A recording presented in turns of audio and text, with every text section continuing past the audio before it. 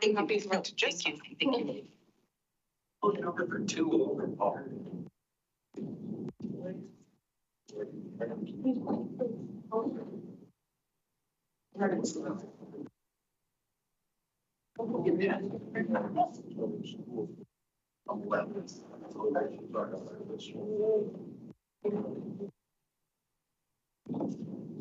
Oops.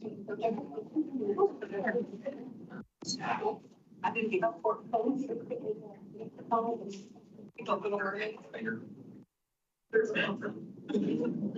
Would you mind? I think I'll up here, I guess.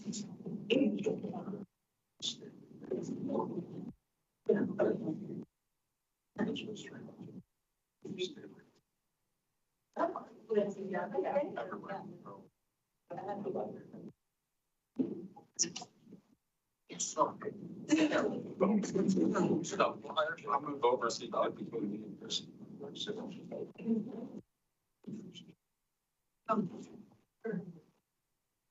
I was there. I forgot.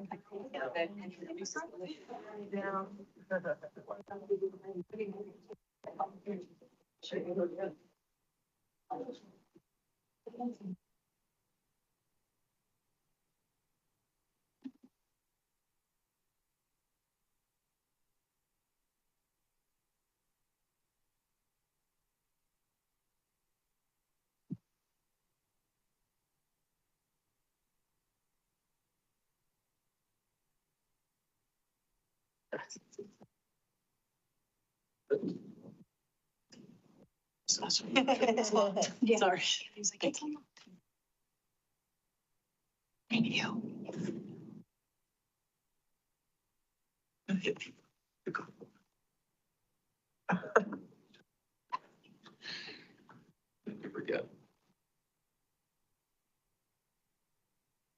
Welcome to tonight's study session for May 5th, 2025.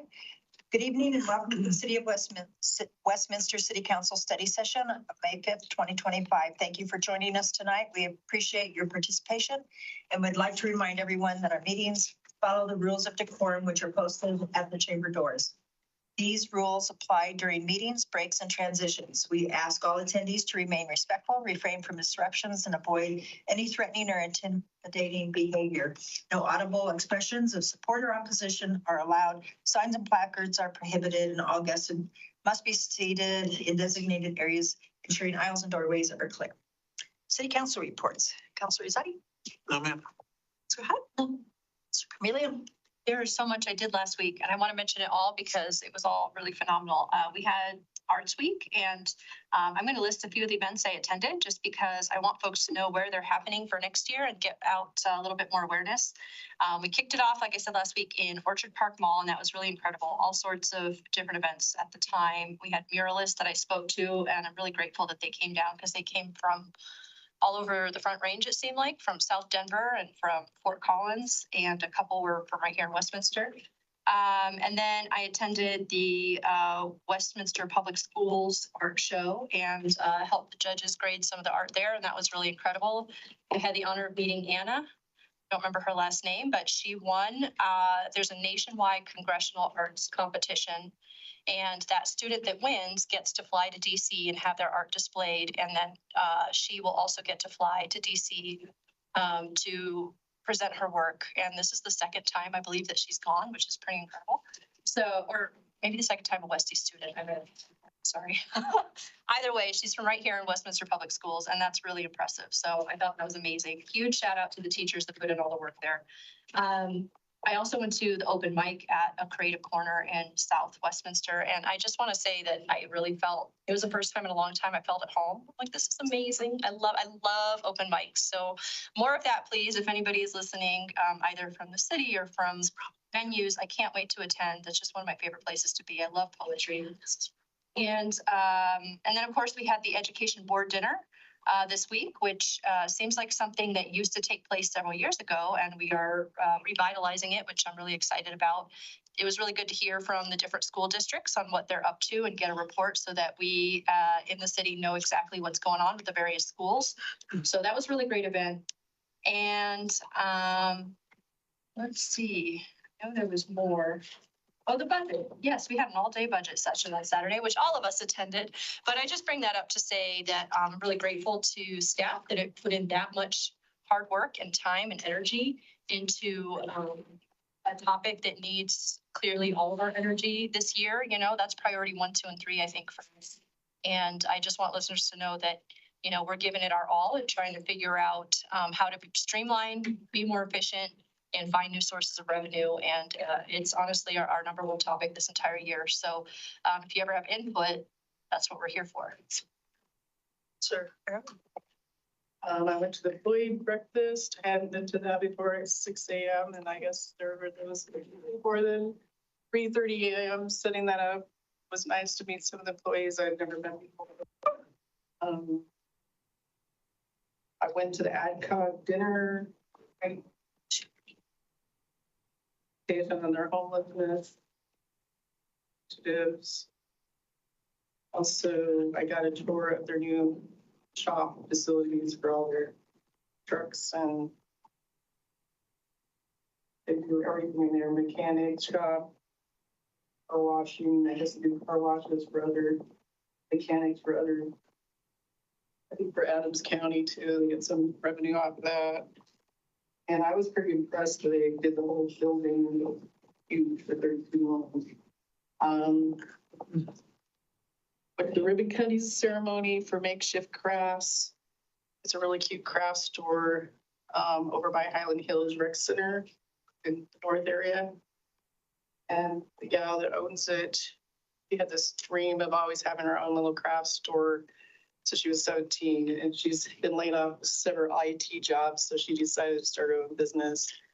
And the whole idea in there is very like a home. You go in, there's a living room area, there's a kitchen, and she makes it really inviting. There's tables. Everyone can come in and do crafts that they're already doing, just meet people. And, you know, it's kind of therapeutic. But she has summer camps for kids. Learning a new crochet stitch every month, all different crafts to do besides when you bring in, but she wants to make it so everyone can have a place to go that meet new people. And that was a really cute little store. So check it out. To go to their website, it's called neatshipcrafts.com.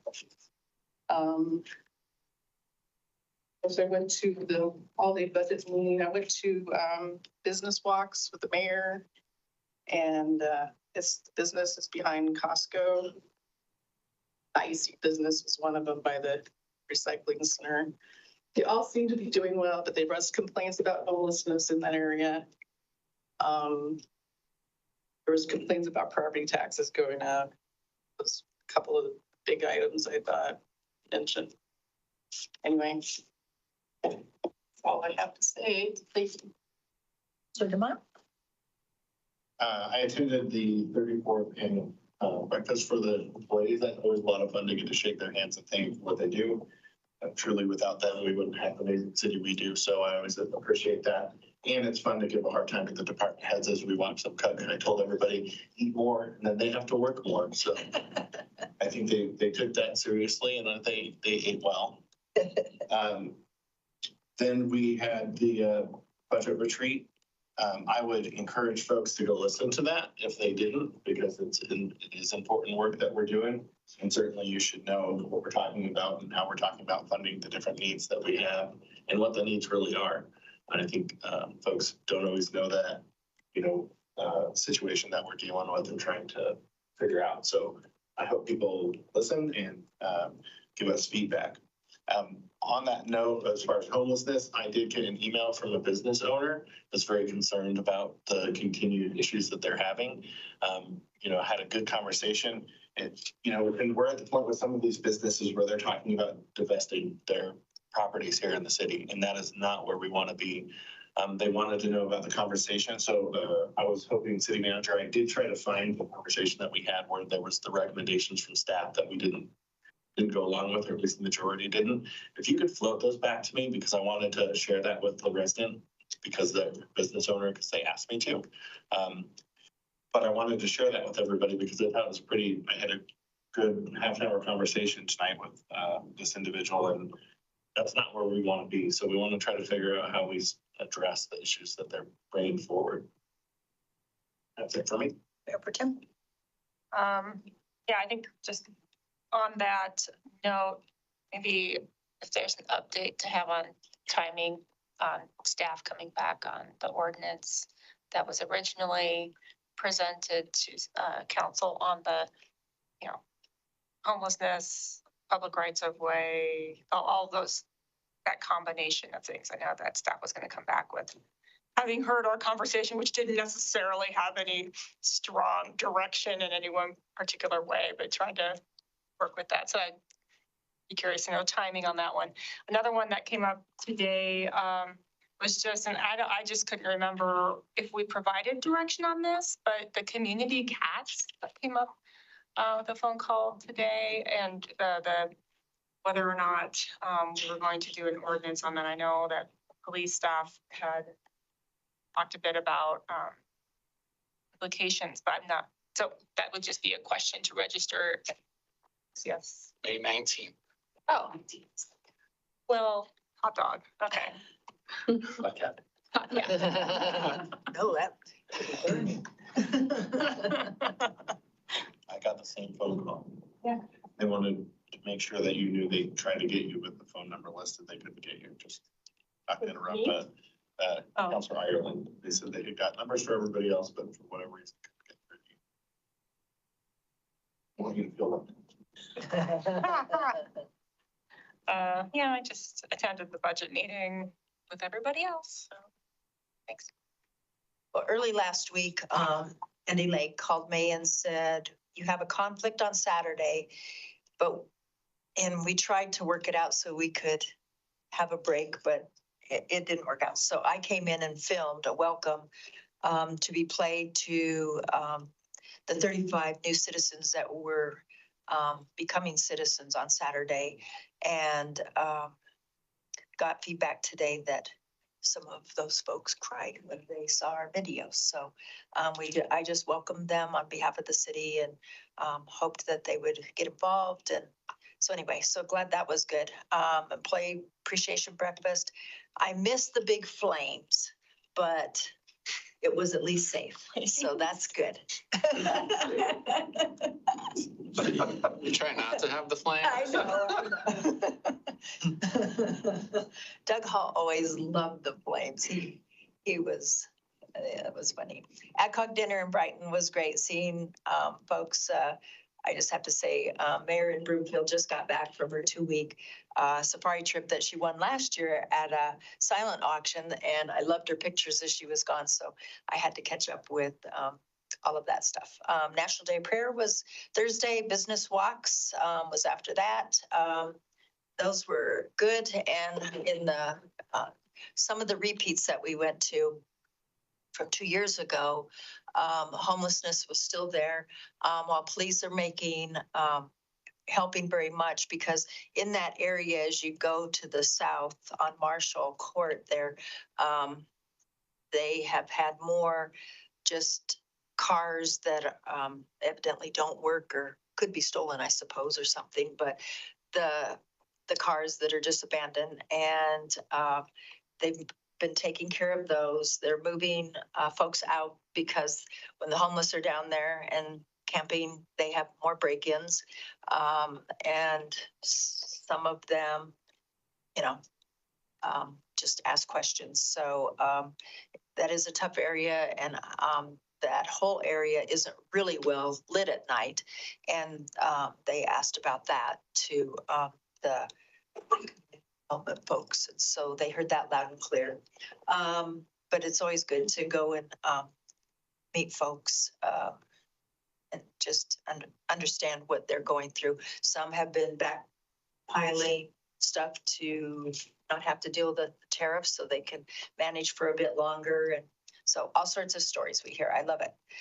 School board dinner was fantastic with Westminster, Adams 12, and Jeffco. We heard from some folks thanking us for that and getting that back on schedule. Law Day, breakfast on Friday, always great. And Law Officer of the Year was from Broomfield Jail, and he's retiring. But the things that he did, he should write how he did everything. He helped if they were in there for drug stuff, he would help them with how they could get help for drug rehabilitation. He even had some that would ask if they could stay a day or two longer because the things they were working on was going to take a couple more days and they didn't feel safe going on their own until they had help. Just all of the things dealing with homelessness and the addictions and drug abuse. He helped, and they shared how many people that he had helped get off the streets. So that's always a great breakfast to go to. And then the budget workshop all day Saturday. So what do you have for us, sir? Good, everybody. Yep. I do have a report this evening.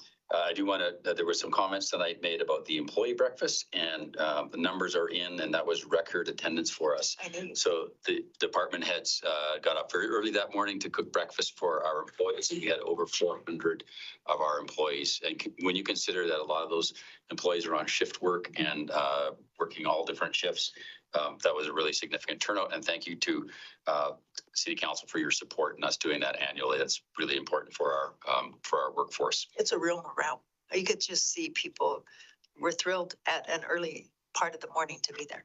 To start out the day. Yes. And my thank you to our department heads who did get up at about 3:30 that morning to start getting everything ready. And they all had smiles on their faces. All right, next slide, please.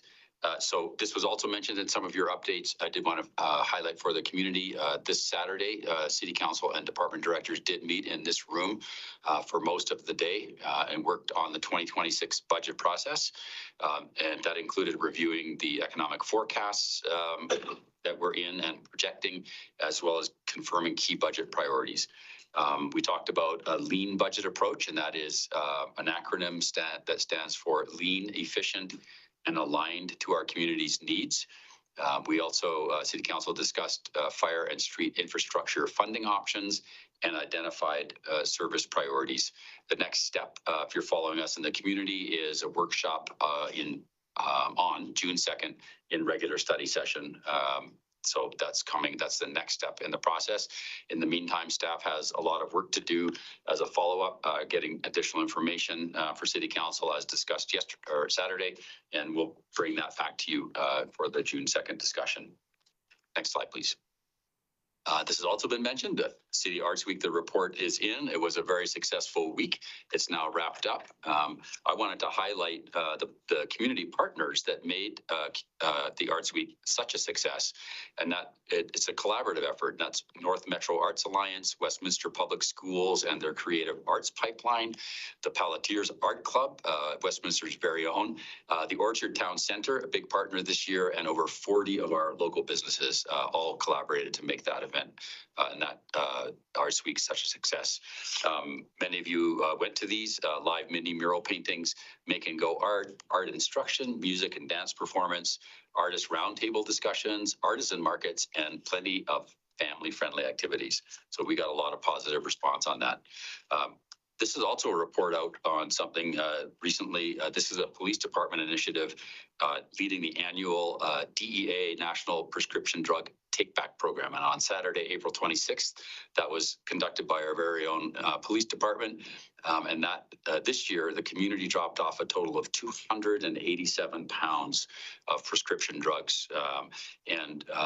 This has changed over time, but it's worth letting the community know that unused prescriptions can find their way into into the wrong hands. And this is important to note, disposing of them in water or landfills is not a good idea anymore. So if you do have prescription drugs that you no longer need or are expired, just hang on to those. And our police department will do this event again next year. And so save those and they're properly disposed of that way.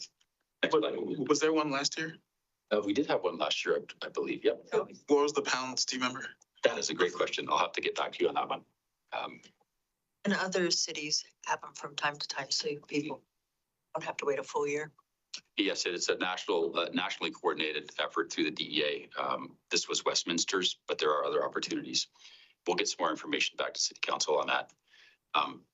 Somewhat related in terms of update, the Wellness Court in Westminster is committed to best practices. And for those who don't know, it was established in 2019 and currently has 12 active participants and is viewed, and Judge Lontine is not here to speak to it, so I'm going to try my best, Judge, as the single most successful intervention for leading people with substance use and mental health disorders out of the justice system and into lives of recovery, stability, and health. And wanted to flag that Westminster's Wellness Court will participate in an upcoming workshop to review best practices, learn about treatment innovations, and work toward even higher success rates than is currently enjoyed. And that's a graduate of the program with the judge there in that photo. Next slide, please. This one wouldn't normally highlight for City Council, but it's a really cool story. We heard from students and families and teachers at Harris Park Elementary that there was a safety issue at the intersection of 75th and Winona. Our traffic engineering team went out right away and studied that intersection and concluded immediately that an all-way stop was warranted. Our streets team went out right away and put stop signs and stop bars in place.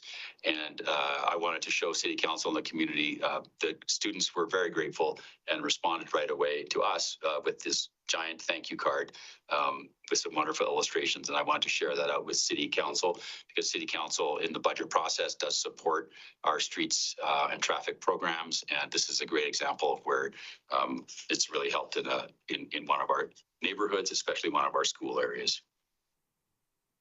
All right, next slide, please. That was the fun slide. Now we're going to talk about tonight. The entire meeting tonight is downstairs here in the Colorado River Room, and that's to have a facilitated session related to the onboarding. First up, and as soon as I finish my presentation, if council has any questions on the information only item, let's tackle those then. That's on the Wattenberg Reservoir Complex, and that's a project update. So it's a complicated project. So if there are any questions, our Director of Public Works Utilities, Mr. Knippel, is here, and we can answer any of those for you. Next up will be in presentations. There are two: review of boards and commission term limits, impacts, and options. And our city clerk's team is here to help with that discussion. And then next will be 2025 City Council onboarding workshop. This is a workshop designed to ask all of you for your input on making this year's onboarding of our 2026 City Council the most effective possible based on your input and experience. So that's an interactive workshop, and we'll get that going in this room. Next up will be two executive session items. The first will be City Council executive session, and that's discussing strategy and progress on negotiating an intergovernmental agreement between the city and Highland Hills Park and Recreation District. We'll follow that with a Westminster Economic Development Authority executive session, and that's to discuss the possible purchase and subsequent lease of real property interests located in downtown Westminster. Next slide, please. This week, some things happening that our public will be interested in. Tuesday, tomorrow night, May 6th, is the Stratford Sheridan Green Community Engagement Meeting. That's the third meeting with that group, and that will be at College Hill Library in room L211, and that starts at 5:30 p.m. So if you're interested or have been participating in that community engagement around Stratford and Sheridan Green, that's a public meeting that you may not want to miss. On Wednesday, May 7th, the Special Permit and License Board meeting is canceled, so no Special Permit and License Board meeting Wednesday. Thursday, on May 8th, is the Park, Recreation, Libraries, and Open Space Advisory Board meeting, starting at 6 p.m. at the Walnut Creek Golf Preserve. And then finally, on Saturday, May 10th, our wonderful fire department is having another car seat clinic, and that's at Fire Station number 2. That's from 8:30 a.m. to noon. So please take advantage of that if you want to learn how to safely install a child seat, car seat in your car or vehicle. And then also on Saturday, May 10th, spring pottery sale. So staff and students pottery is on sale for a good cause from 10 a.m. to 4 p.m. at City Park Recreation Center. Next slide, please.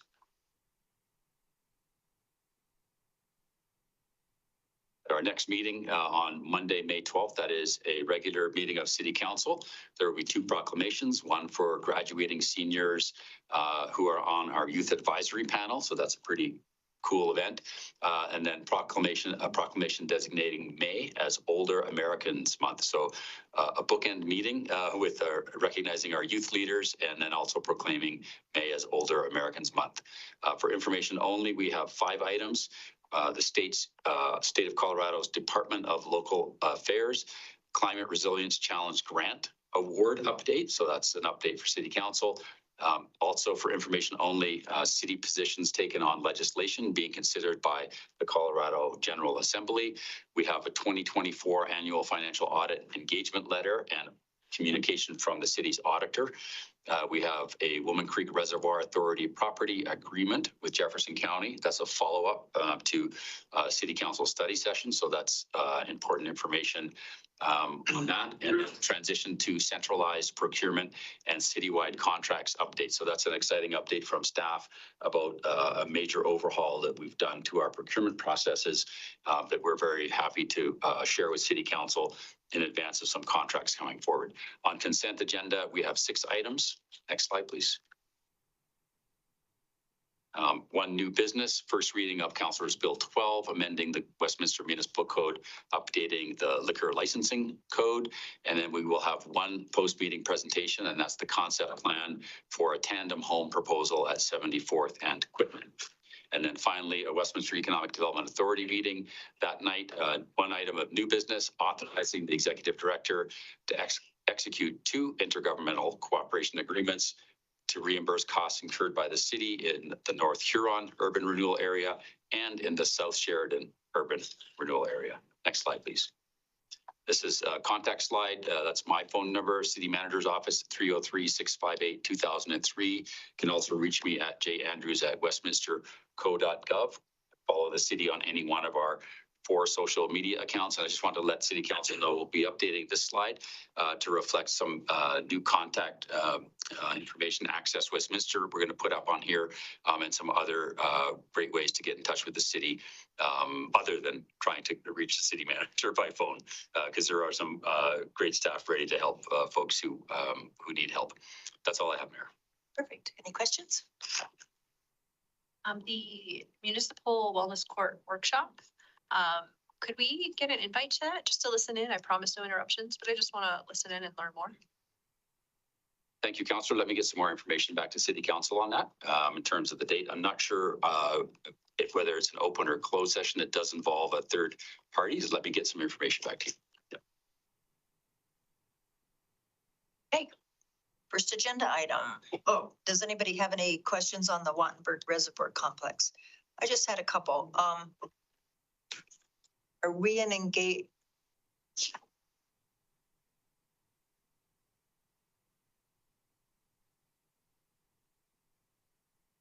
Just knowing from before when I sat here with an 8-year gap, I don't know what all has happened with it, but I'd often receive phone calls from citizens in that area. So I didn't know how built up that area is where this is going on, number 1. And number 2,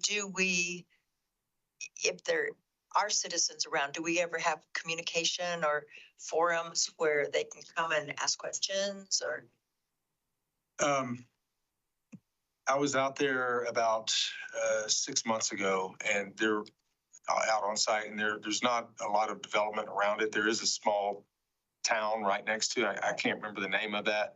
I believe there was some outreach at one point. Now that you mentioned that, I'm remembering our staff's telling me that they had reached out to that community. In terms of development, there's not housing development around it. The project itself is not going vertical. It's just basically two large holes in the ground in the floodplain area next to the river. I'll follow up and see if there's been any other interaction with the residents. I haven't heard from anybody lately, but since this was on the agenda, I thought it might wake somebody up. And I just needed to ask my questions. And do we ever have conversations with City of Brighton about all of that work over there? They have concerns? I don't know about Brighton. I know we're in partnership with South Adams County Water and Sanitation District for this. I don't know about our interaction with the city. I'll follow up and get your response back. Any other questions? Thank you. Presentations, a review of boards and commissions, term limits, impacts, and options. Right, we have Catherine Schroeder of our city clerk's office, and Catherine's going to lead us through a brief presentation and then open it up to questions and discussion and direction. Hello, good evening, Mayor, Mayor Pro Tem, and Council. I'm Catherine Schroeder, Deputy City Clerk. Thank you for allowing me to be here tonight to discuss boards and commissions and the upcoming term limits. We'd like you to review the impact of the upcoming limits and provide feedback on how we'd like to move forward. So to start out, a quick overview of our current boards. We have 9 boards or commissions currently made up of 70 positions. As of today, there are all but one of those positions filled. The only non-filled position is an alternate position on the Human Services Board.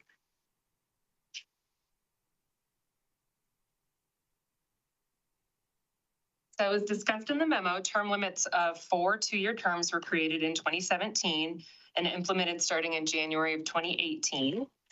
So the math on that means that by the end of 2025, we'll start hitting those term limits. At the end of 2025, there will be 11 current members who will reach their term limits. And this kind of shows the breakdown of how each board is impacted by that.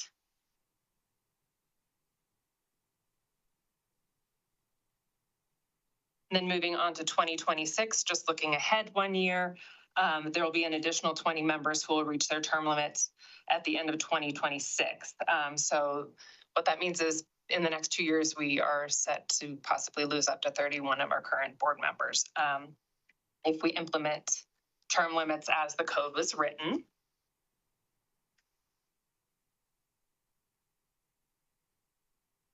And to give you some context for the amount of applicants we have waiting in the wings, the boards and commission application is open year round. So we take applications at any point and then we process them as they arise. Right now, each board member or applicant can list up to 3 boards that they're interested in. They can list just one if they like, and they list them in their rank choice order. As you can see, of the applications who have completed their application, most of them have favored parks as their first choice. So while I will say that this number of applications has been somewhat rare lately, we usually get onesies and twosies. There was a surge that we aren't really sure where it came from recently, where we got 12 applications in a somewhat small period of time. However, this is consistent that only about half of those people completed. We followed up with a few of them to find out why. A lot of them just have changing priorities. They're really motivated in the moment and wanted to volunteer, but then by the time we got them through the process, they sort of lost steam. So this is kind of the overview of what we've got waiting the wings right now. Also for some context, over the past about 7 years since 2019, this is how many appointments have been made to each board. So for example, on the election commission, there was a resignation somewhere around 2019, so therefore an appointment in 2019. So in the past 7 years, they've had 4 new appointments. And so you can kind of go down and see which boards people are sticking around on, which ones don't have a lot of turnover, and particularly which ones don't have recent turnover.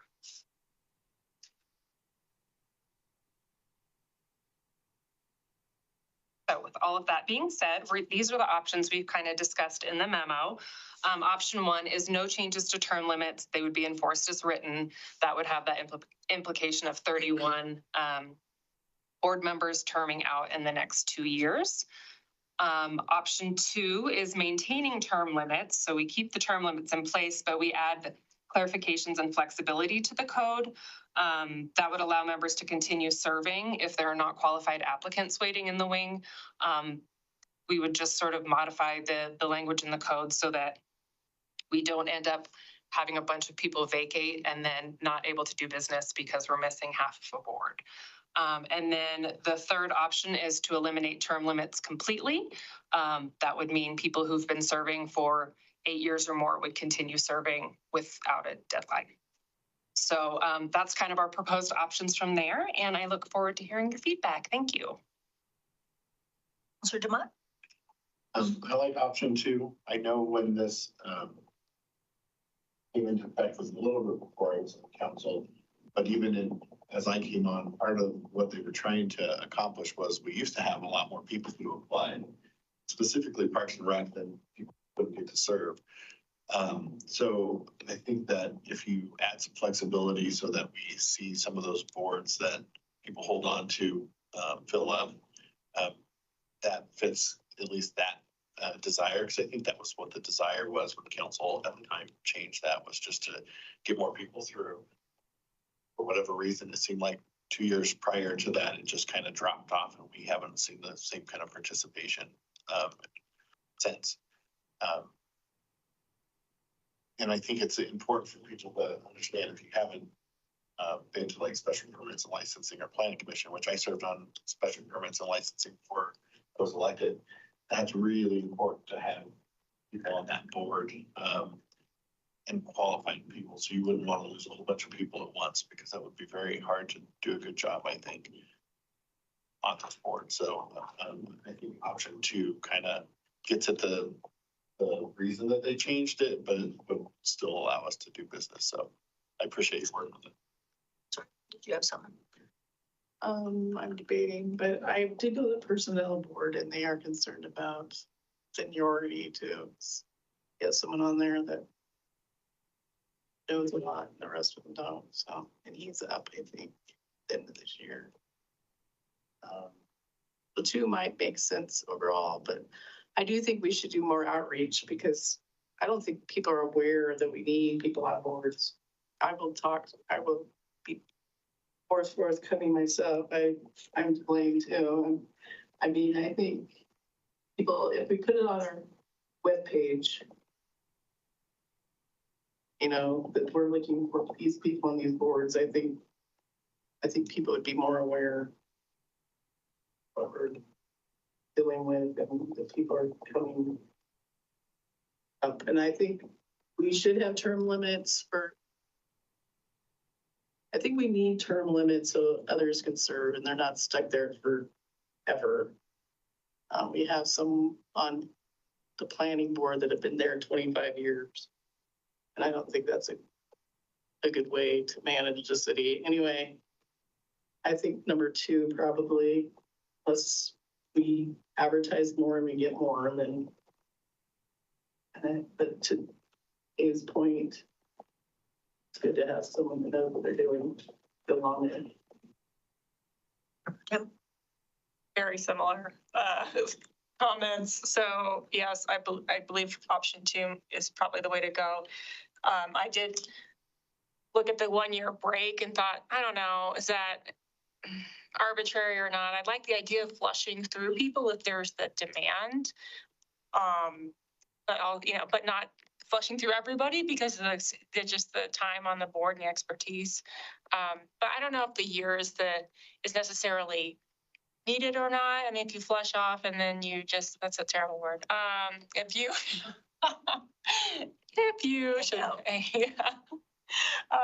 you get recycled through the process, I mean, I don't know, that's, you probably just have to wait and get in line again. So that's the only comment I have on maybe a change to that.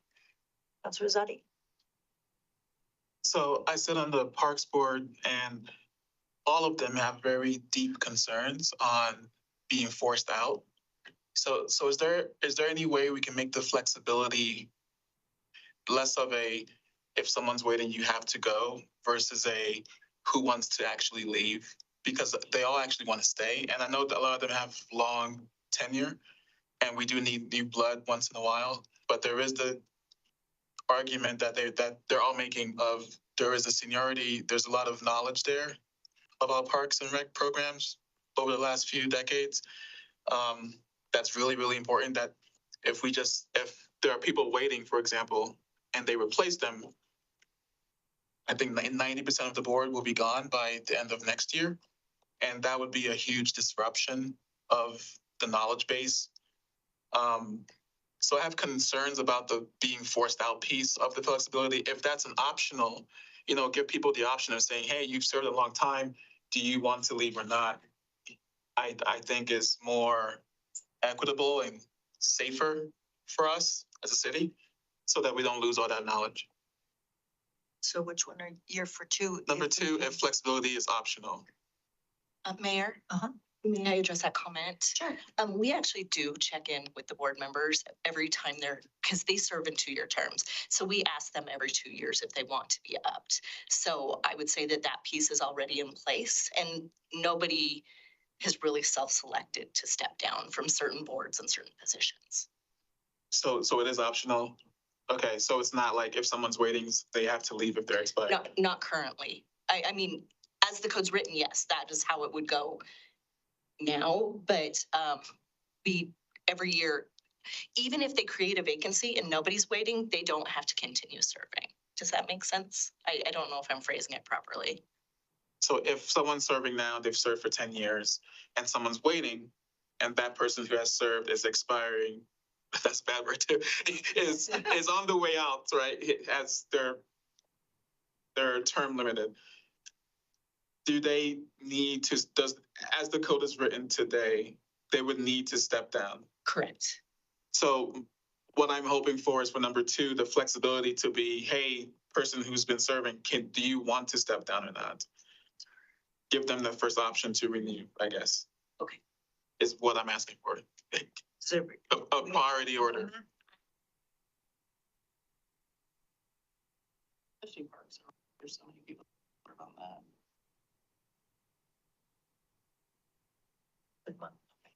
I was just gonna say again, reiterate, when they made this change to eliminate, that was specifically for, because people don't want to leave. I mean, I think the flip side of it was the equability of people being able to, have new people come in and be able to serve on that board, because nobody really does want to leave that board. I can't say I blame them. They get to do cool stuff on that board, but just food for thought. I understand what you're saying, but that's what got us here specifically with that board.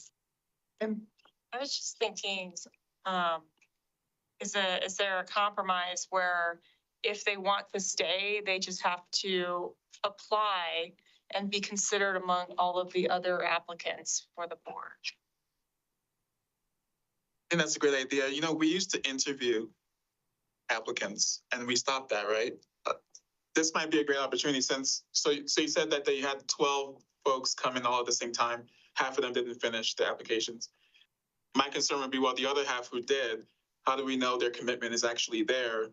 We don't ever actually see, we're not interviewing anymore. It's because we didn't have enough applicants. Right, so should we get back to making sure the people who are waiting are actually going to be committed and won't just leave after a month? Because if we're going to kick out someone who's been there for a long time, we want to make sure the person coming in is high quality. That's my point. Sir Camelia? Yeah. I have a couple questions, which is the board's capacity. What are the numbers on the boards, and are they all the same?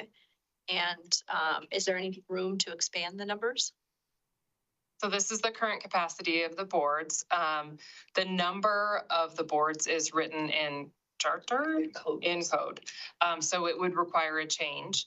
I don't know if there's capacity. I would have to follow up to find out if there would be an ability to increase the sizes of those or change the sizes of any of them. but we could do that. And then, Just for your knowledge, just so you know, Activity Board purposely actually was shrunk not too long ago because they found that it being as the size it was, it wasn't enough. Too many people. and I was gonna mention that might be a concern, so thank you. Okay, and then perhaps with the number 2 option, another one of the items that we could explore in that flexible place is having the folks, I don't know how many of the folks, we'd have to figure that out, but stay on in more of an advisory capacity, so they don't have voting power, but they're able to be present. I've been part of other boards and organizations that do that. So maybe they have a 2-year advisory capacity to the folks that come on.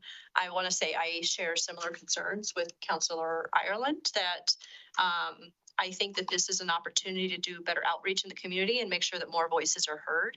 To everyone else's point, I realize there's a real risk of losing knowledge and we want to prevent that as much as possible. So I would start planning now. Those organizations should be, committing their processes to document, right, as much as possible, because tribal knowledge is never a good way to run something. But, for better or worse, I probably wouldn't be here if my application to the Environmental Board had been approved. So I just want to say, I think that people deserve a voice on these boards. And so I'm all for keeping the term limits, but definitely doing a flexible option. I think advisory is a great way to do that. So I'm for option 2, but I don't have anything to add that hasn't already been said. And I have no hill to die on. I thought it was a mistake for the reasons you have seen on Parks and Rec when they implemented it. So I'm fine with the flexibility if that's where you want to go. My question is, for staff, would you like a small committee of council members to work with somebody for the right words? How do you want to work it? For the wording around the flexibility. Oh, great idea. Clerk will take the lead, and then you want some volunteers from council to help with the reviews. Volunteer. Councillor Azadi, Councillor Ireland, and Mayor Pro Tem.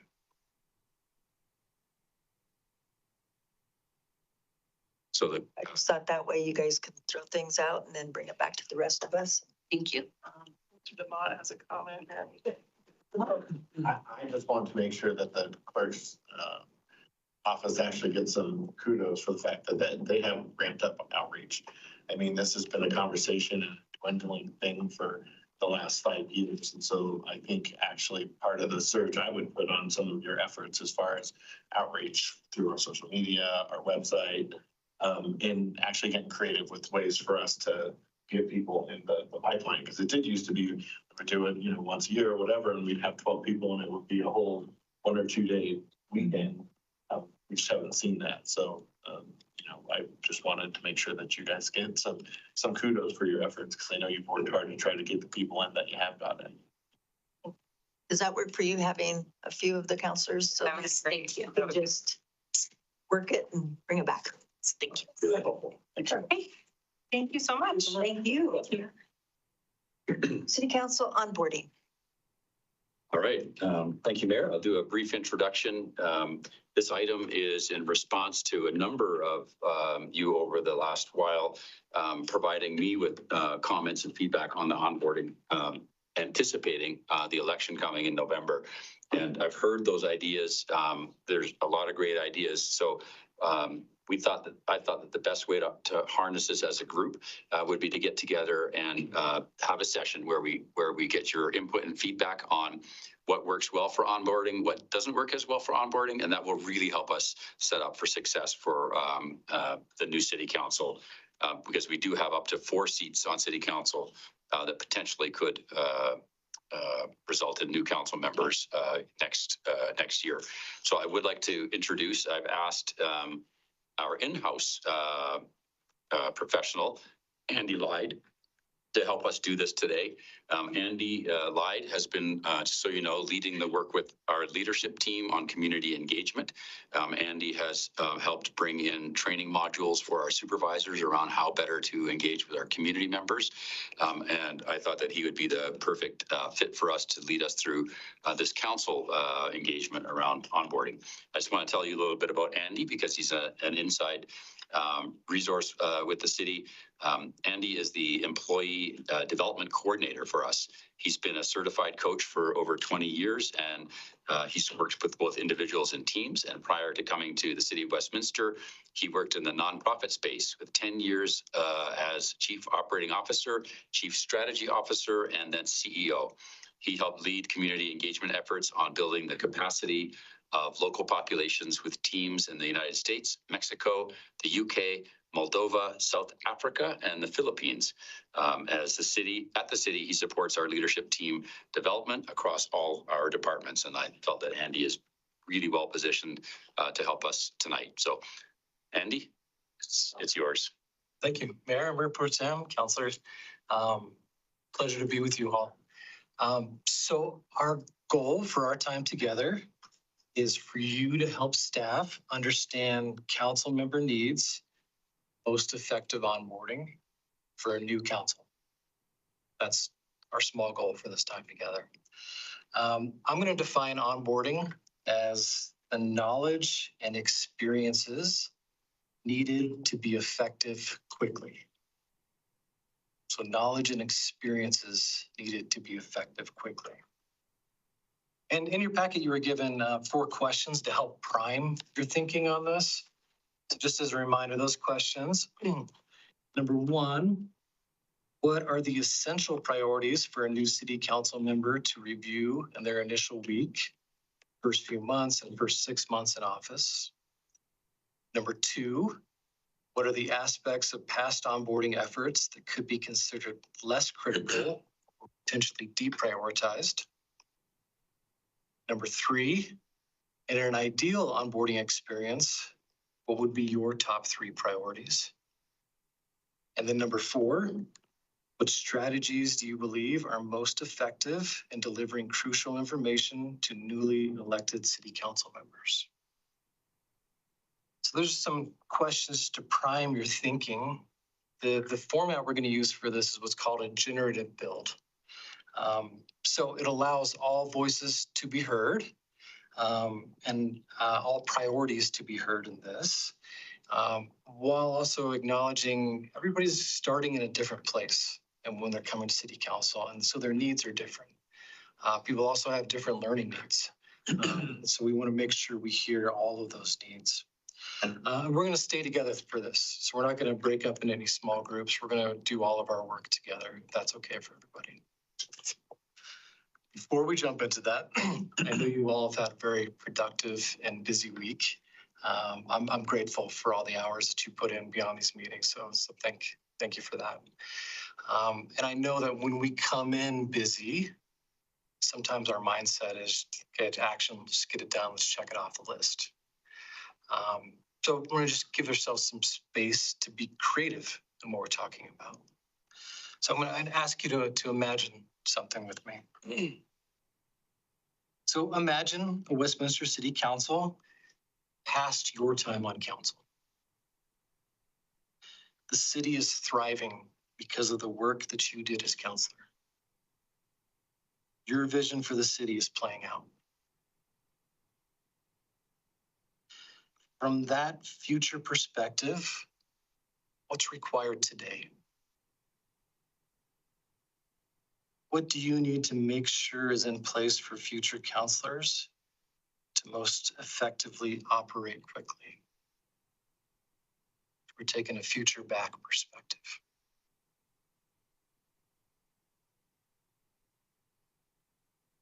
I'm going to give you all a few minutes on your own just to jot down some ideas. And really the prompting question for this right now is, what are your essential priorities for a new city council member to review or experience as they get started? So you can leave out the time frame for when it should happen. We can get to that later. Just focus on the items itself. So again, a few minutes on your own, just jot down all your priorities.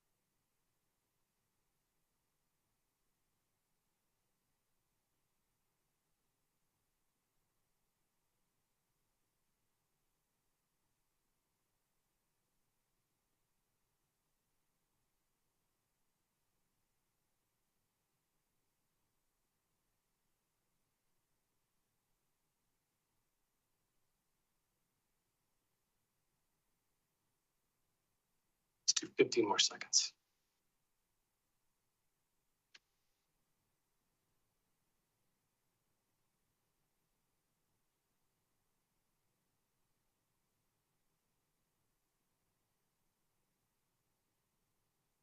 Okay. So how we'll do this is we'll start with one person, and that person will share what their number one priority is. Get it up here on the whiteboard. And then anybody else has a similar thing that they can add to that. That's the generative part of this. So we're staying with the same idea, but what else could you add to that? If you have something in a similar vein, you can give us, one or two words, like here's the topic, everybody knows what we're talking about. Or if you feel like there's more context needed, then you can add the context too. So up to you. And I wanted to start with the newest counselors. If we just worked our way from the back, Counselor Eiler, would you be willing to go first? Yeah, thank you. So number one Priority is the president of the city. Yeah. And being transparent and knowing what they're dealing with economically. As I walk doing campaigning, you learn what people are dealing with. And if you're not walking, you're not learning that. So it's part of your campaign too. So when you get there, you're aware of what is happening in the city and you're not, I try to do my own homework. I don't rely on the city to tell me people are dealing with. Yeah, so what I'm hearing is So listening. residents and being transparent in their priorities are what are my priorities. So when we think about this in terms of onboarding new council members. I think field trips are very important. And Being the big capital projects that has field trips. So they actually see for themselves. I think those are important. Not everyone takes advantage of that. And my onboarding, all of those were offered at night or during the time that I'm teaching. So I would say that you would offer them 2 times a day, maybe, 2 times during the daytime and the evening time, because not everyone do it in the evening, not everyone can do it in the day. So it needs to be more flexible. Does this capture well field trips? You mentioned capital projects. I heard a lot about listening. Okay. Anybody have something similar that they want to add to this one in particular? This council. My number one was also residents, but I put it a little differently, which is access to staff and council, which to be fair, we've made major strides in the last couple of years on providing better service. We just launched our new website, which I think is beautiful, and we have Access Westminster, and we have provided new ways to be available, but that's still my number one priority, I think, is for residents to have ready, accessible access to staff and council. So thinking about you coming on as a new counselor, is this the same for you? Like you just got elected and you're just getting started. You have no idea what it's like to be a counselor. Yes. Access to staff and council, so you Get your feet. Well, I guess I have all sorts of details on once you're onboarded on what that looks like.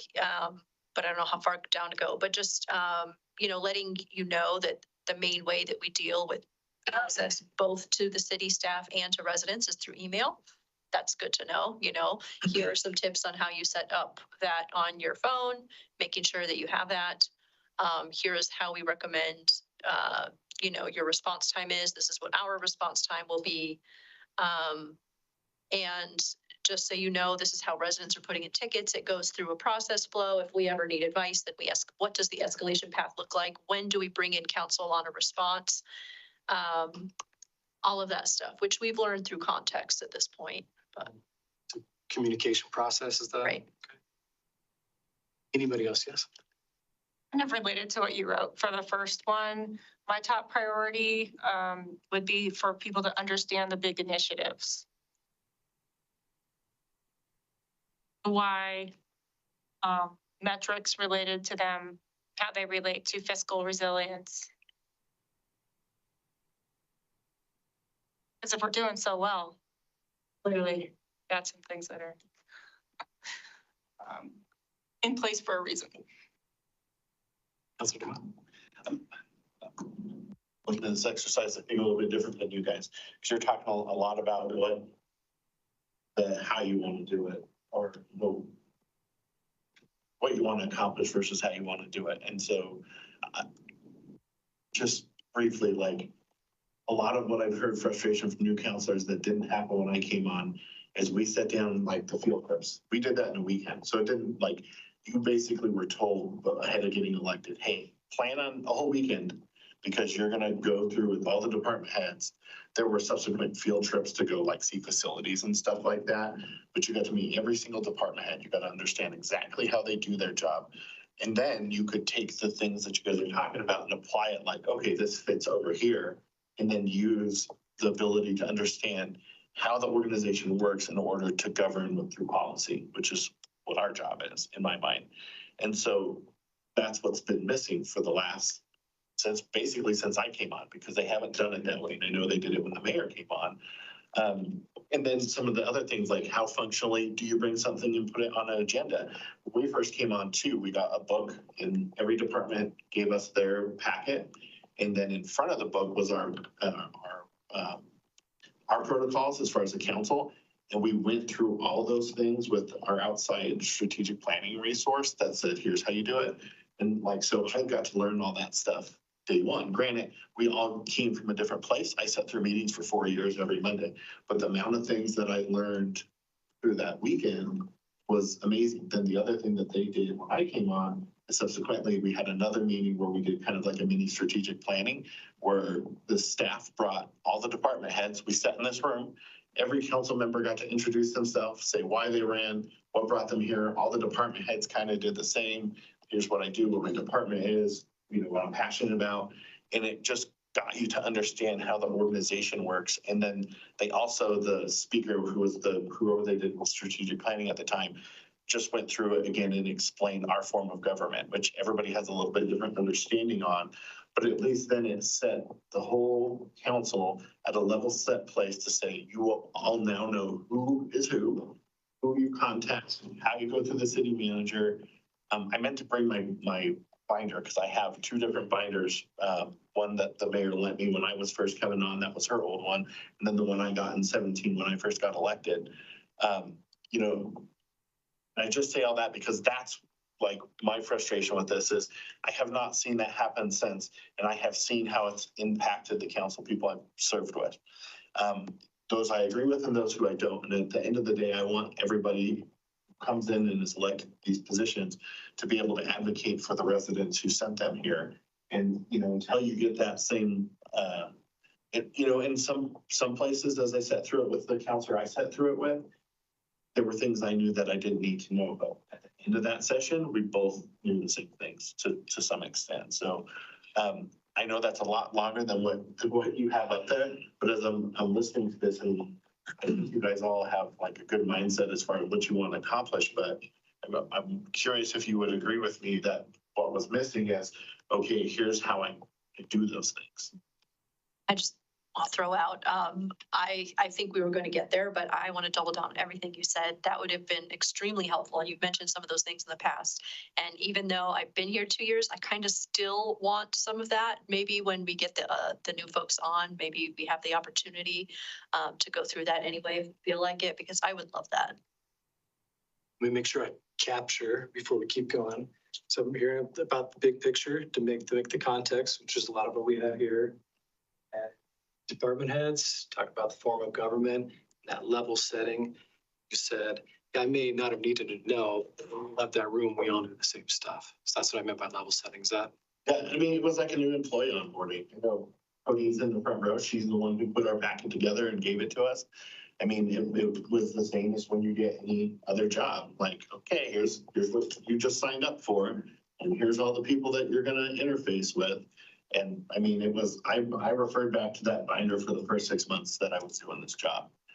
Because it was kind of, you know, like any other employee manual that you'd see. This is how the organization works. Here's how you can do things as far as the job that you were hired to do.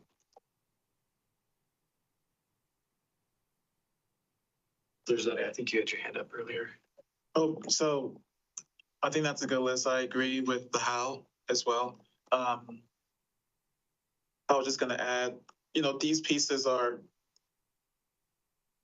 really critical. And the way I like to think of it is kind of a civics 101 as well. So personally, since I got on council, I found it really helpful for myself to give residents. I've been doing these civics 101 lessons about how pieces work, how services work, how different departments work. And I think as a counselor coming on, that would be really helpful for new folks to understand, because sometimes we think we understand, right? But there's so much detail that department heads know, and then the employees can teach, right? That's really helpful there. So packaging that all as the way it is there is fine. It's just, that's how I like to think of it. And specifically, I think it would be helpful to have service level metrics for new counselors. That's something that a lot of us constantly ask for in various presentations and various meetings, but upfront, new counselors should be given, hey, here's how here are the key metrics for this service. Here's how it's looked over time. Here are our goals in 25, 26, whatever, right? And it just, it grounds you in, okay, here's where we're at. Not just how the service works, but what are we tracking to make sure it's working well? So that's one thing. And then budget, a deep dive on budget overview.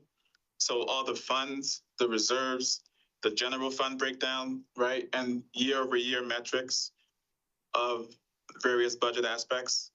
I think on day one, a counselor should be given that. Here's the last 5 years of how these funds look. Here's what the funds are used for. You know, this rolls up into this, that rolls up into that.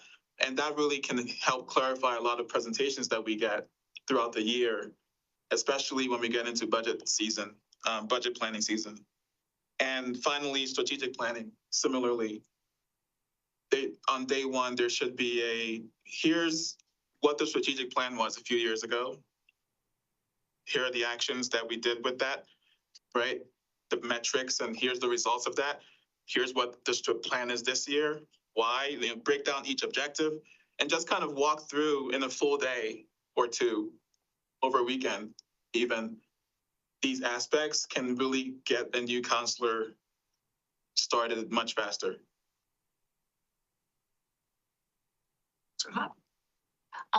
Before I share my number one priority, or what I think is essential for a new counselor, there's about a month between the election and when you get sworn in as a counselor. And so I'm wondering if that onboarding can start within that month. I know that's what they do at the state when a new legislator wins their election. They do that onboarding in between before they start in the beginning of January. And so that way, new counselors feel like they understand the job a little bit before they're actually starting. And then, when I'm looking at essential priorities for a new counselor, I was thinking very differently than everyone else. The number one priority I have on here is mental health. And I think that's something that people don't think about because even when you get something that you work hard for, even good things are stress. And as somebody who's an introvert, all of a sudden there's so many people to meet, so many people to talk to.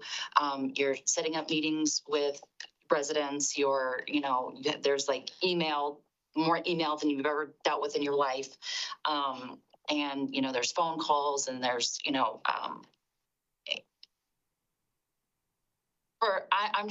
I'm just going to be real honest about my experience. So maybe this can help.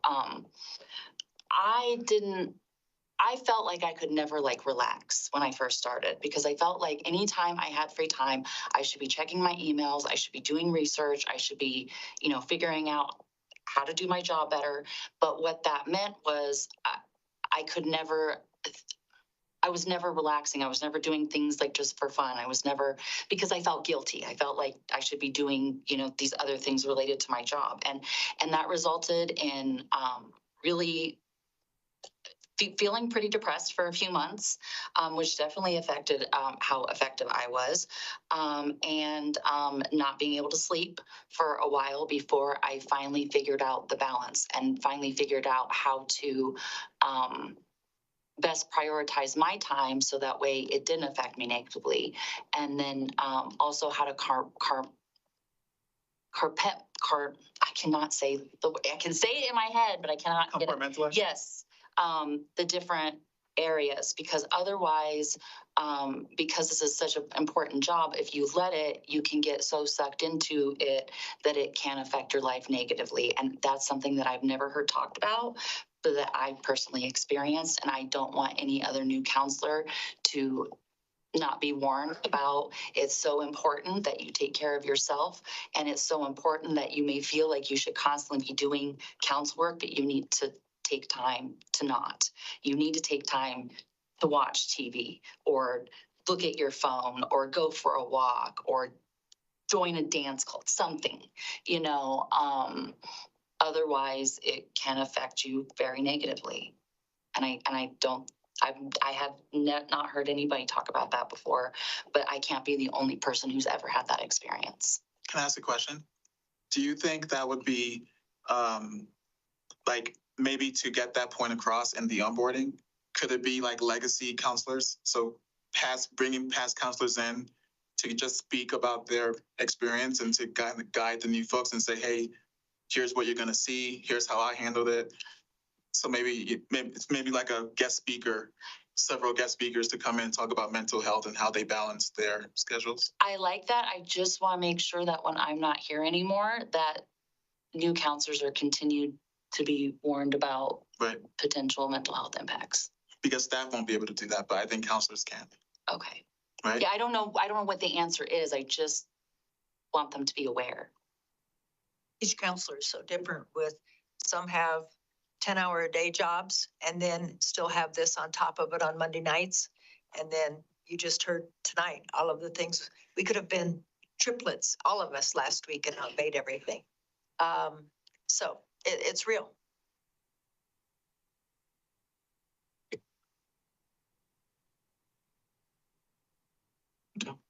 Just gonna, with respect to counselors coming into the council environment, I have a slight staff perspective as well. It's just helping counselors to understand that this is a giant ship. It's moving in a direction. That's why I talked about the understanding the big initiatives, so that you understand where the ship is going, and that while you may have some pet things that, not pet things or big key issues or things that you're passionate about, that there's just that conversation about balancing those with understanding the big picture of the community. And it goes to all of these things like understanding the budget, just, the logistics of everything. And what I think we've done successfully more lately is the team building with the directors, and Counselor Mott mentioned this too in the past, that there's the opportunity to understand, hey, you have a whole team of staff that are working for you and who are passionate about the community, and being able to help people connect and know that they're not the bad guys, they're your team. And so that's the other piece of it I'd like to see. Here, what are we missing? Well, I really went a totally different direction. For me, our guiding light is our charter. And how many people read the charter before they're elected? I don't know, but I'm certainly good. I always bring it up at our meetings for the people thinking about running. I believe the charter is critical. They need to understand local control. That is critical. They need to understand what home rule city is, or they'll get lost. I would tell them they need to watch meetings now and study sessions, both council and study sessions. It's great to encourage those people that are thinking of it somewhere down the road to be on a board, just so that they have another point of view of how that piece of the city works. Be active in the community. There are 1,000 things you can do, and whatever your interests are, they would welcome your volunteer work. Ask questions always. Staff to staff, you need to understand council has jobs that sustain their life and their families.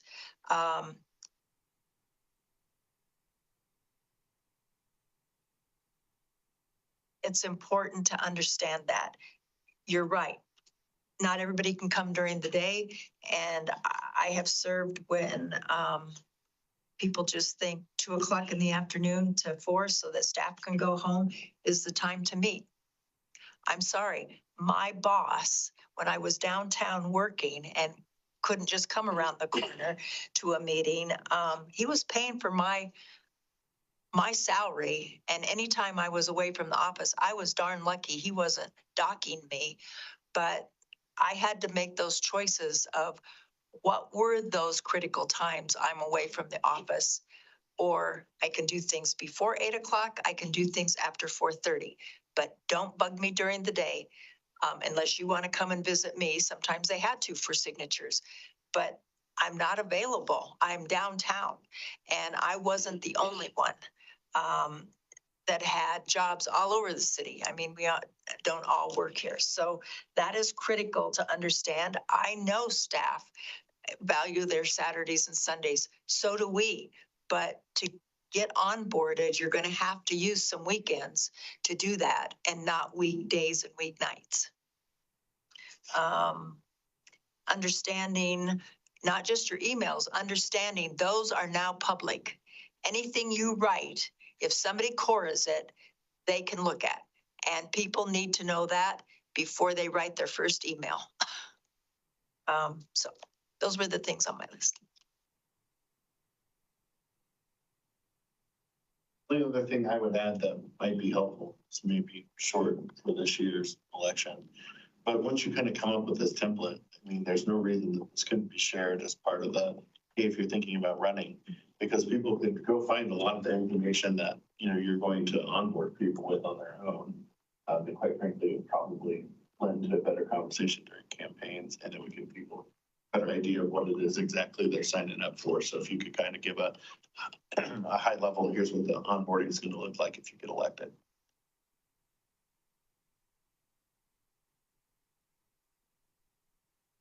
I'd also like to point out that those that are already on city council, when we had some of those sessions where they were going over things, you guys look so bored and like, I don't want to be here.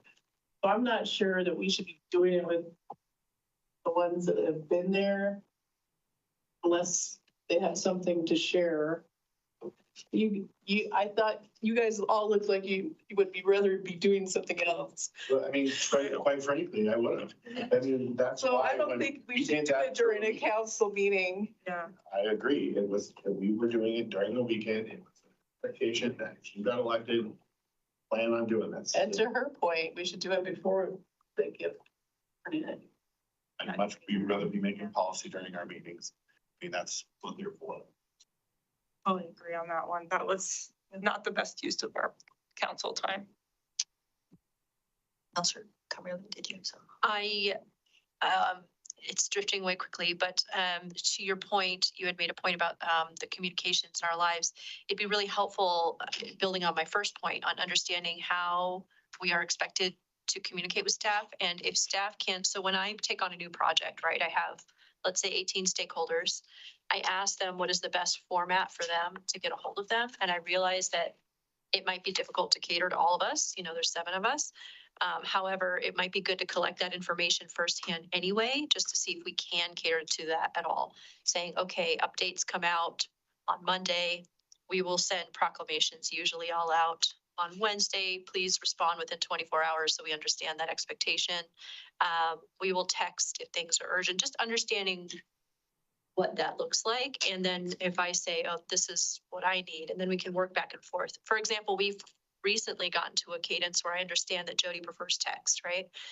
Having that information up front is really helpful to understand, you know, how we can communicate with each other effectively. Just reiterate, that was all in the book we got. I would like a book. You've had the protocols sent to you 3 times.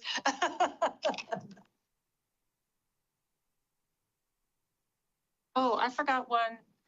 A mock meeting would be really helpful because even though I've been to a bazillion meetings, I don't know, I just never thought about how they function on the dais. That is actually a really good point. I was used to it because I did SPL and it's very similar, but understanding Robert's rules is probably a good thing and how the buttons work. Right. Because we were handed a book, you know, here's Robert's rules. Fortunately, I've been on many boards before where I've had practice, but not all of us have. And so it would have been good to have a full mock meeting. Priorities still left out there. I had, I think it goes with the budget overview, but the big financial issues that the town may be facing and threats and opportunities. And this might be something that may be in the process of onboarding with each department. Those kinds of things are touched on. SWOT for each sort of thing.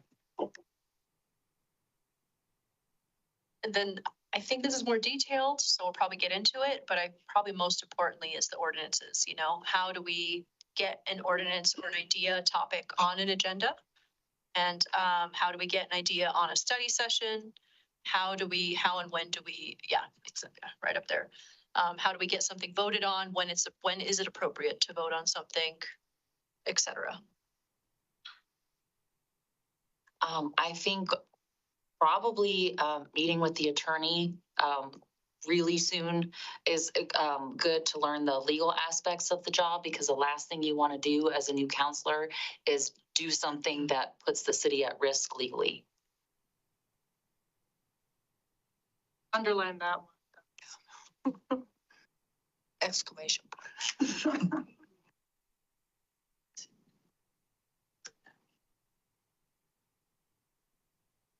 Star, underline, and exclamation. Anything else? Okay, I think we have 4 time frames that have kind of emerged in this. So in the packet, we had what should happen in the first week, what should happen in the first 3 months, what should happen in the first 6 months. And I think we heard today another time frame of before. So between election and swearing in. So we've got 4 different time frames. I want to go quickly through the list and put some timeframes on this. So how's staff going to be able to prioritize the order this comes to? So again, think of those, well, timeframe one will be free. Timeframe two will be first week. Timeframe three will be first 3 months. Timeframe four will be the first 6 months. So field trips.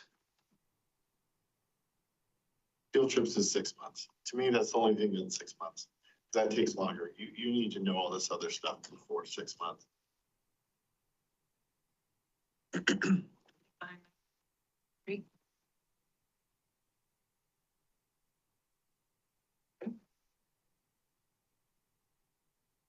See here. Under access to staff and council, I think we've really got two things, the communication process and then the flow of work. I think Councilor Camille, is that fair? Like two separate pieces of that?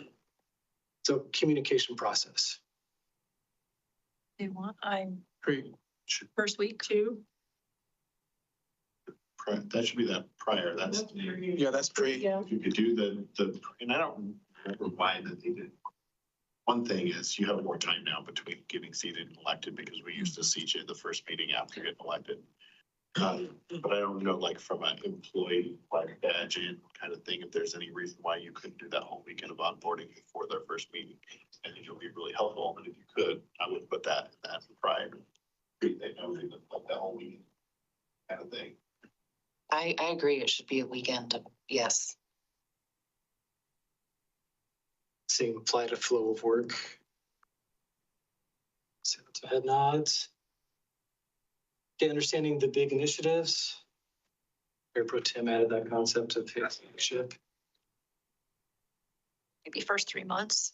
I'll tell you, when you sat down with each department head, they were sure to tell you what their initiatives were. That was part of that initial onboarding. They just said, here's what we're doing. I mean, again, keep in mind, you might have run against an initiative. So it's good to know from their perspective where it is, but that's not the place to have that fight. Staff doing their job, and they're going to say, here's what we're doing right now. And then once you get into your first strategic planning with your fellow counselors, that's where you push those things. So where's that landing now? I think he's saying in the pre-work. Yeah, I think almost everything here is going to be in that Well, I weekend. can see that being in 1 or 2, just depending on when you get Kind of cool. whenever you get those meetings with the department heads. If you need deep dives, I would do deep dives in the first 3 months. So if there are projects that are huge, like the water treatment, and there's new folk, you have to take a deep dive with the 3 new counselors or something. I think that's really important so that they catch up on those. Yeah, I agree. You're getting summary level top priorities, and then some things are more than an hour session that they can cover. So that might flow into this next one, lead department heads. Where's that land? So what, Or pre, I think. yeah, wouldn't the meet department heads and the big initiatives, if it's high level summary, they should give that when you meet them, right? Yeah. Same pre, all at the same time.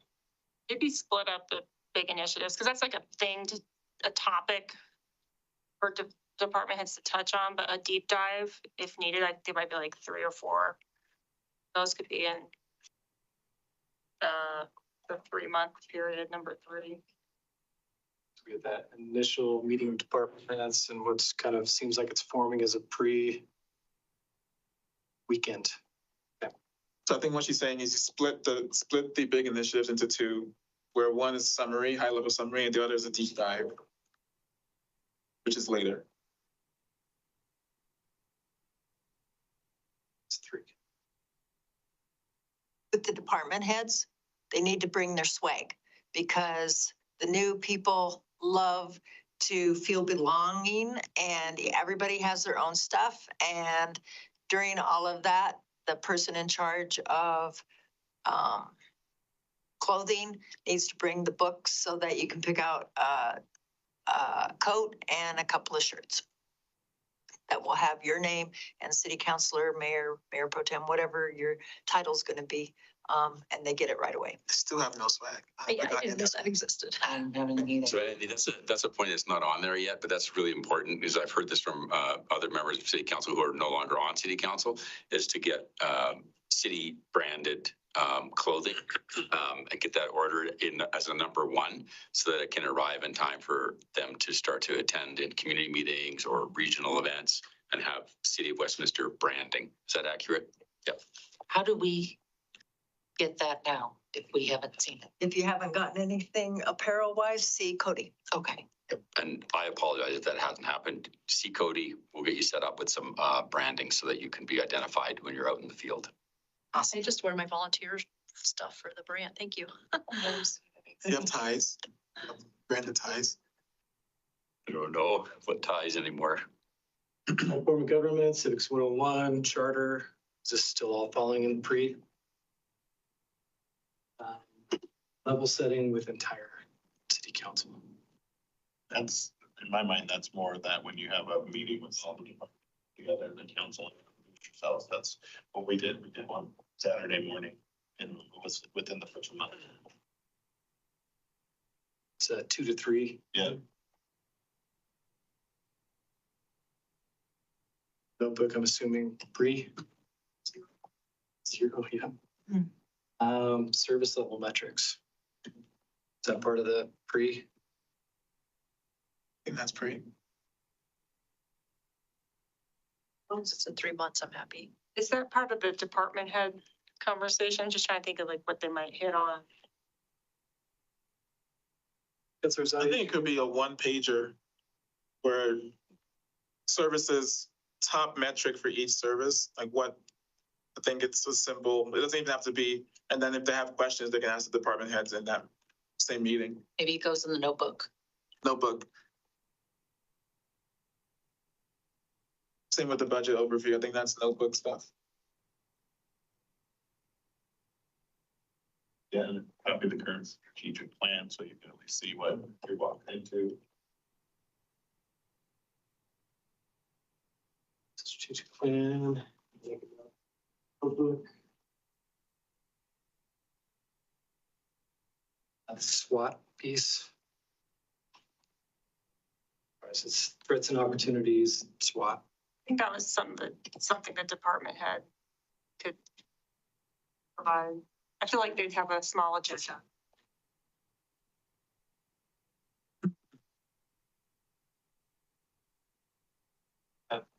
Potentially 1 to 3 if it fits in with the other one. Yeah, or it could be the city manager goes through that, because if it's beyond, because not every department's gonna have. That's not, maybe not, but it might be smaller. Set of things. Okay, mental health. I think 2 pieces emerged in this, like how to prioritize the time, or maybe that's related to city councilors. That would be before.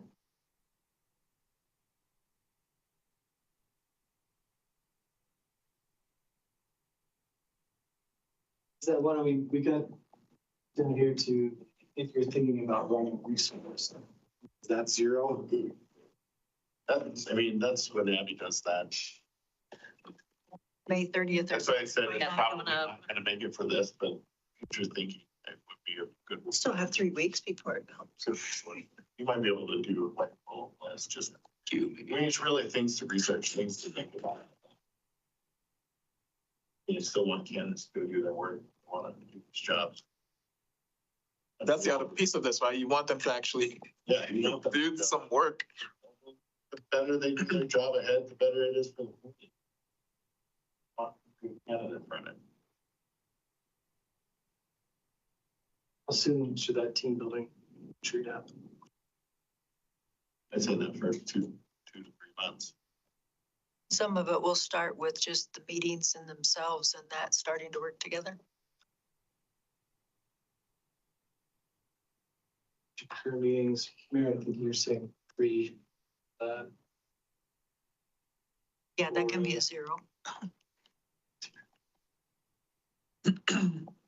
Andy, I think the watch current meetings, the mayor said 0/1 maybe. Right? They're both- If they're thinking about running, they should understand what we're talking about. I could go back and speak to our founders and be like, that should be a requirement to run. You have to sit through X amount of meetings. And take a test to prove it. On the big To prove it. That should be before. This one that takes the entire council to be part of? No. I don't think so. Be new people and staff could sit in and pretend to be other counselors. Meeting with city attorney? I'll add one thing to this that you don't have. You should, and they used to, and I hope they still do, but prior to the first meeting that anybody gets, they should be doing our security staff.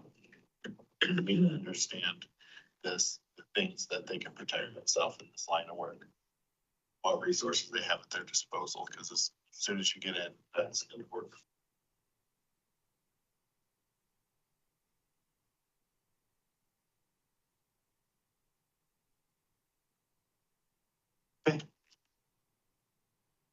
So to me, it looks like what's emerging is, got that resource beforehand. Thinking about writing. Thinking about mental health aspects, watching current meetings, here's what are really meetings. After election, before swearing in. Sounds like a weekend retreat for those new counselors only, not current council. And we've got all those ones up there for the pieces that need to be a part of that. Got some things that go out to the 2-month level, level setting with the entire council, getting the team building scheduled, moving beyond just the overview of the budget, getting more detail there. And then still important, but in the 6-month period, field trips at full context. Does that sound right? I just want to I feel so much better. I feel like I'm getting this off my chest. I'm so grateful. I'm like, yes, I finally get to be heard. So thank you. I have a feeling a lot of us feel the same way. So, and I also feel like you are absolutely the right person to conduct this. So thank you. Yeah, a year onboarding was way too long. Like there were things we really should have known before we got to that point. So.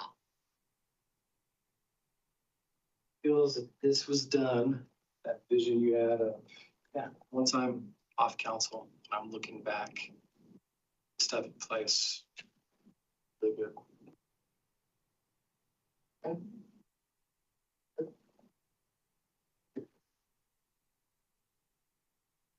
Got a wrap, Andy? That is a wrap. Woohoo! All right. I would like to thank Andy for stepping forward. It's a pretty bold move to move from an internal staff position to go before our governing body and help facilitate a discussion. So Andy, thank you so much. I also want to thank all of City Council, Councilor Carmelio, what you said. I'd been hearing input and feedback over my time since July, and I felt I could not hold all this and accurately get it back to you in a format that will work. So thank you for your indulgence tonight and spending the time on this as a team, because I think it really does helps us as a council, you as a council debrief our city team, and then of course sets up our new city council for success. This has been invaluable. We'll get this captured, we'll draft it up, and we'll get it back to you to have a look at as we start to map it into, we'll actually even start to map it into dates. I think runoffs can impact our onboarding time. So we'll have maybe 2 options, a no runoff option and a runoff option, and we'll map that out, get you to look at that. Okay, thank you. Before I ask for a break, do we have reason for executive session before we break with our study session? Thanks, Mayor. Yes, on tonight's City Council study session agenda, there is an exec session proposed, as well as for the WIDA meeting. It's also agendized tonight, but the first one is for the purpose of discussing strategy and progress on negotiating an intergovernmental agreement between the city and Highland Hills Park and Recreation District pursuant to Colorado Revised Statute 246402 4E1 and Section 111.3C7 of the Westminster Municipal Code.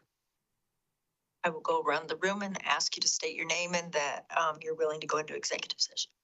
Obi, is that a yes? Amber High, yes. Claire Cornelia, yes.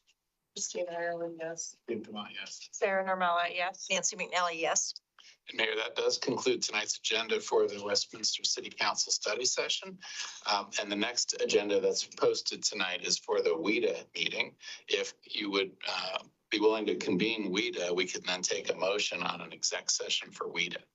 At this point, I will convene, it's May 5th, 2025, and it is 8:09 PM. And we will convene the Westminster Economic Development Authority meeting to vote to go into executive session.